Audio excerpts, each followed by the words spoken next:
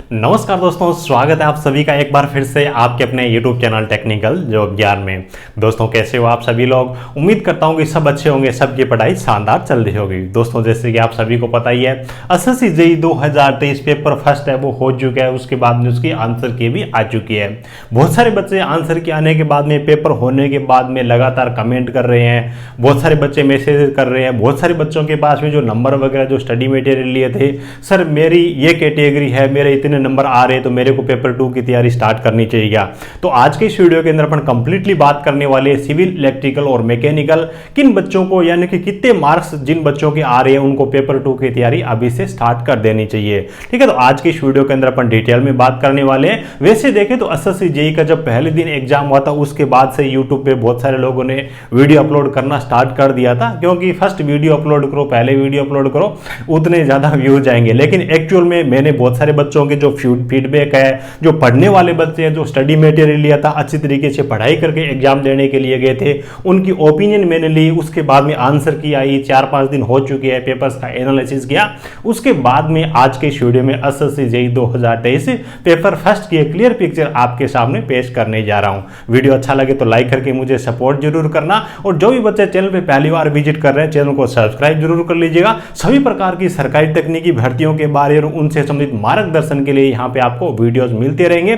और इस वीडियो को डिस्क्रिप्शन में आपको हमारे official Telegram channel technical job ज्ञान की लिंक मिल जाएगी। अगर आपने उसको अभी तक ज्वाइन नहीं किया तो जरूर ज्वाइन कर लीजिए। जो भी छोटी बड़ी भर्ती होती है डायरेक्ट उसका नोटिफिकेशन आपको टेलीग्राम चैनल पर भी मिल जाएगा, क्योंकि छोटी छोटी भर्तियों के बारे में यूट्यूब पे वीडियो बनाना पॉसिबल नहीं होता है, तो वहां पे मैं शेयर कर देता हूं। जैसे कि अभी एनएमडीसी का भी एक नोटिफिकेशन है, तो मैंने टेलीग्राम चैनल पर डाल ही दिया, चीजें आप अच्छी तरीके से समझ ही सकती है। चलिए दोस्तों आज के इस वीडियो को स्टार्ट करते हैं। दोस्तों सिविल, इलेक्ट्रिकल और मैकेनिकल तीनों ब्रांच के बारे में अपन बात करने वाले हैं। इलेक्ट्रिकल ब्रांच से मैं खुद आता हूं, अच्छी तरीके से पेपर का मैंने एनालिसिस किया, उसके आधार पे चीजें बताऊंगा। सिविल वाले सर से मैंने बात की है, सिविल का जिन बच्चों ने हमारा स्टडी मटेरियल लिया था उन बच्चों से मैंने बात की है, कितना उन्होंने एक अटेम्प्ट किया है, किस लेवल का पेपर है, उन सब चीजों के आधार पे मैं आपको आज के इस वीडियो के अंदर चीजें आपको बताने जा रहा हूं। चलिए दोस्तों सबसे पहले अगर अपन बात करें इलेक्ट्रिकल ब्रांच के बारे में और मैकेनिकल ब्रांच के बारे में, दोनों की कंबाइंड एक साथ आपकी मेरिट बनने वाली है। ध्यान रखना, अगर मैं आपको जो चीजें बता रहा हूं ना,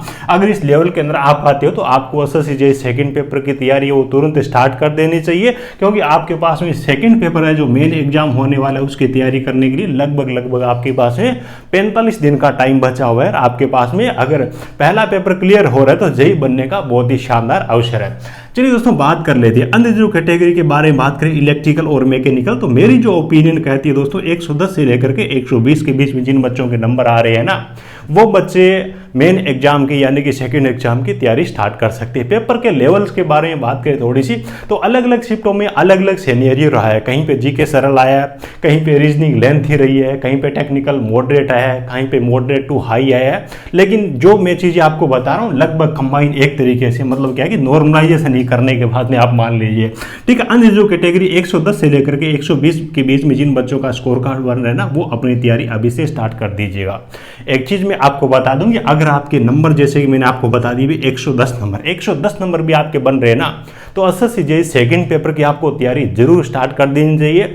आपका फर्स्ट में हो या नहीं हो, जो बच्चे मेन एग्जाम की अभी तैयारी करेंगे ना, उन बच्चों को अगर मेन एग्जाम के बाद में जो नई भर्तियां आने वाली है, फॉर एग्जांपल राजस्थान में बहुत सारी भर्तियां जेईई लेवल की जो कि मंजूरी के लिए गई हुई थी, अभी आचार संहिता लग गई। जैसे कि बिजली बोर्ड में इलेक्ट्रिकल वाले बच्चों के लिए जेईई की भर्ती आने वाली है, आरएसएम एसएसबी में जेईई की भर्ती आने वाली है, पंचायती राज में जेईई की भर्ती आने वाली है, यूपी पीसीएल में जेईई की भर्ती आने वाली है। तो जो बच्चे इस स्कोर कार्ड को कवर करेंगे, उसके बाद में मेन एग्जाम तक यानी कि 4 दिसंबर तक 3 दिसंबर तक जो बच्चे तैयारी करेंगे, उसके बाद नई भर्ती अगर उन बच्चों के सीध में आ गई ना, तो जो भी बच्चे नई भर्तियों में फॉर्म भरेंगे ना, उनमें सिलेक्शन के लिए आप अग्रणी पंक्ति में होने वाले हो। इस चीज का ध्यान रखना। भी हो सकता है आपका इस एग्जाम में हो जाए एसएससी में तो अच्छी बात है, वरना जो बच्चे तैयारी करेंगे उनको बेनिफिट जरूर मिलेगा, आगे बहुत सारी भर्तियां आने वाली है। उसके बाद में बात करें दोस्तों ओबीसी कैटेगरी के बारे में बात करें, ईडब्ल्यूएस कैटेगरी के बारे में बात कर लेते हैं। तो मेरी ओपिनियन ये है कि 105 से लेकर के 115 नंबर तक जिन बच्चों के आ रहे हैं, उन बच्चों को मेन एग्जाम की यानी कि सेकंड पेपर की तैयारी स्टार्ट करनी चाहिए। मैंने यहाँ पे दोनों को एक साथ इसलिए ली है कि ओबीसी और ईडब्ल्यूएस में बहुत ज़्यादा फर्क नहीं रहता, 5-4 नंबर है, 5-7 नंबर तक का डिफरेंस रह सकता है, इससे ज़्यादा तो रहता नहीं है। मान लीजिए कि ओबीसी की कट ऑफ 115 चली गई तो हो सकता है ईडब्ल्यूएस का 110 पे सिलेक्शन हो जाए। तो अलग अलग चीज़ें अपने को वो लेके चलने की जरूरत नहीं, अपने का rough idea expected cut off के बारे में बात कर रहे हैं। उसके बाद में 80 और एसटी कैटेगरी के बारे में अगर अपन बात करें तो मेरे हिसाब से इलेक्ट्रिकल मैकेनिकल में 100 या फिर 100 से अधिक जिन बच्चों का स्कोर कार्ड बन रहा है ना, जेन्युइन जो चीज़ें मैं आपको बता रहा हूँ, बहुत सारे लोग बोल देते हैं कि अनरिजर्व कैटेगरी में इस बार 105 ही जाएगी, इस बार 100 ही जाएगी, ताकि उनके कोर्सेज है वो सेल होती रहे। लेकिन मेरी जो ओपिनियन है, मेरे हिसाब से जो जेन्युइन चीज़ है वही चीज़ें मैं आपको बता रहा हूँ। बाकी जैसे कि मैंने आपको बताया, अगर आपका ये स्कोर भी लोवेस्ट वाला भी आपका बन रहा है ना, तो मेन एग्जाम की आपको तैयारी जरूर करनी चाहिए। मेन एग्जाम में प्योर आपका 100% टेक्निकल का रहने वाला, तो लगभग 1.5 महीने तक आप टेक्निकल की तैयारी करोगे ना। बाय द वे, इसमें अगर आपका सिलेक्शन नहीं भी होता है तो आपको आगे आने वाली भर्तियों में बहुत बड़ा फायदा होने वाला है। और अगर अभी से आप पढ़ाई अपनी ब्रेक कर दोगे, महीने पर 2 महीने नहीं पढ़ोगे, फिर नई भर्तियां जब तक आएगी तो जो चीज़ आपने पढ़ी है ना वो चीज़ें भी भूल जाओगे, तो फायदा डबल होने वाला है जो बच्चे प्री पेपर को पास करेंगे उनको। चलिए बात कर लेते हैं दोस्तों अब सिविल ब्रांच के बारे में। सिविल ब्रांच के बारे में अगर बात करें तो यहाँ पे एसएससी में वैकेंसी इलेक्ट्रिकल और मैकेनिकल की तुलना में लगभग डबल होती है, इसलिए इसकी कट ऑफ कम जाती है। ठीक है, चलिए दोस्तों बात कर लेते हैं। देखिए अनरिजर्व कैटेगरी में सिविल और सिविल के बारे में अगर अपन बात करें तो मेरे हिसाब से 105 से लेकर के 115 के तक जिन बच्चों के नंबर बन रहे हैं उनको मेन एग्जाम की सेकंड की तैयारी स्टार्ट करनी चाहिए।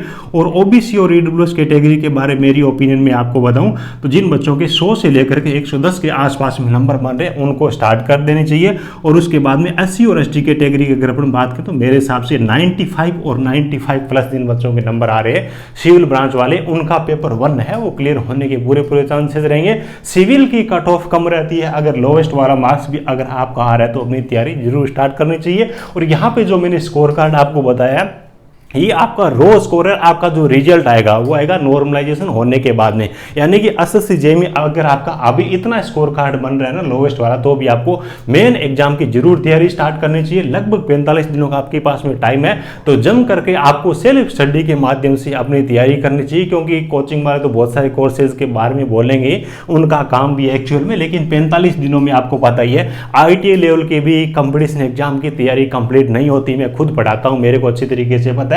तो सेल्फ स्टडी करके आप जितना ज़्यादा आप टाइम दोगे पढ़ाई के, तो आपको उतना ही आपको उतना ज़्यादा आउट मिलने वाला है। ज़्यादा से ज़्यादा अच्छा स्टडी मटेरियल रखिए, जितना आप टाइम ज़्यादा दे सको, ज़्यादा से ज़्यादा थ्योरी पढ़िए, उसके बाद में ऑब्जेक्टिव लगाइए। दिन में कम से कम मान के चलिए तो 5 से लेकर के 7 घंटे तो आपको पढ़ाई करनी है। ठीक है, और जिन बच्चों के पास में स्टडी मटेरियल नहीं है, खासतौर से जो हिंदी मीडियम वाले बच्चे हैं, सिविल और इलेक्ट्रिकल ब्रांच वाले बच्चे हैं, उनके लिए स्टडी मटेरियल यानी कि हैंड रिटन नोट्स हमारे पास में अवेलेबल है। तो इन नोट्स के जरिए भी आप अपनी पढ़ाई कर सकते हो। जो प्री एग्जाम में पेपर फर्स्ट हुआ है उसके अंदर भी बच्चों ने हमारे नोट्स लिए थे, अच्छा खासा बच्चों का रेस्पॉन्स आ रहा है, बहुत सारा अच्छा स्कोर कार्ड बच्चों का बन रहा है। इलेक्ट्रिकल ब्रांच में 120 नंबर 130 नंबर बच्चों के इजीली बन रहे हैं। तो उन बच्चों का जब नॉर्मलाइजेशन होने के बाद में स्कोर आएगा तो और भी नंबर बढ़ के आएंगे। तो अच्छा स्टडी मटेरियल हिंदी मीडियम वाले बच्चों को जरूरत है, तो हमारे नोट्स भी आप ऑर्डर कर सकते हो। वीडियो को डिस्क्रिप्शन में आपको हमारे एप्लीकेशन की लिंक मिल जाएगी, वहां से भी ऑर्डर कर सकते हो।